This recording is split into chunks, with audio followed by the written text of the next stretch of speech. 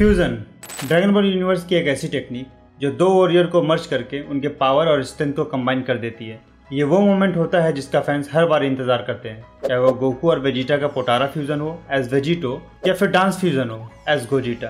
Fusion का हर appearance एक epic moment होता है, जिसका सबसे बड़ा एग्जांपल हमने बू सागा में देखा था, जब वेजिटो पहली बार बू से लड़ता है और बिना हाथ लगाए सिर्फ अपने पैरों से ही बू को धूल चटा देता है। आखिरी बार हमने वेजिटो को ड्रैगन बॉल सुपर के गोकू ब्लैक आर्क में देखा था और गोजिटा को ब्रोली मूवी में, जहां दोनों फ्यूजन ने फैंस का दिल जीत लिया था। लेकिन अब ऐसा लगता है कि फैंस को एक नया फ्यूजन देखने के लिए अब ज़्यादा इंतजार नहीं करना पड़ेगा, क्योंकि ड्रैगन बॉल डायमा के एपिसोड 4 में कुछ ऐसे हिंट्स दिए गए हैं जो आगे के एपिसोड में एक नए फ्यूजन की तरफ इशारा कर रहे हैं। सो आज इस वीडियो में हम इसी नए फ्यूजन की पॉसिबिलिटीज़ के बारे में बात करेंगे, तो वक्त को ध्यान में रखते हुए सीधे वीडियो पे चलते हैं।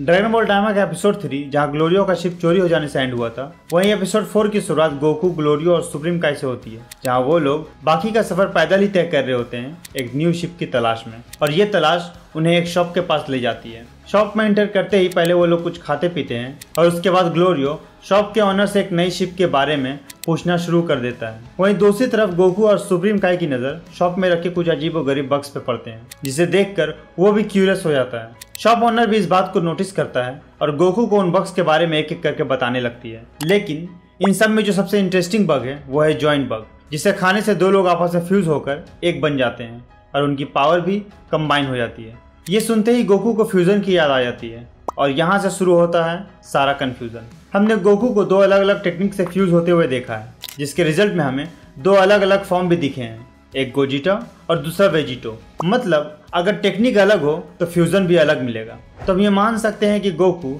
अगर फ्यूचर में जॉइंट बग का यूज़ करता है फ्यूज होने के लिए, तो पॉसिबल है कि हमें गोकू का एक अलग ही फ्यूजन देखने को मिले, जो फैंस के लिए एक ट्रीट से कम नहीं होगा। सिर्फ इतना ही नहीं, अगर जॉइंट बग पे लगे पोस्टर को ध्यान से देखा जाए तो नोटिस करेंगे कि वहाँ 3 लोग दिख रहे हैं जो फ्यूज होकर एक हो गए हैं। तो ये भी पॉसिबल है कि जॉइंट बग 2 लोगों को नहीं बल्कि 3 लोगों को भी फ्यूज कर सकती है। तो जस्ट इमेजिन 3 लोगों का फ्यूजन, गोकू, वेजिटा और पिगलो। यहाँ हम गोहान को भी ले सकते हैं, पर गोहान का तो कुछ आता पता ही नहीं है, तो फिलहाल के लिए पिगलो को ही लेते हैं। तो 2 स्ट्रॉन्गेस्ट सैयन और 1 स्ट्रॉन्गेस्ट नामेकियन के फ्यूजन के बाद जो फॉर्म हमें मिलेगा वो अब तक के सारे फॉर्म में सबसे पावरफुल फॉर्म होगा।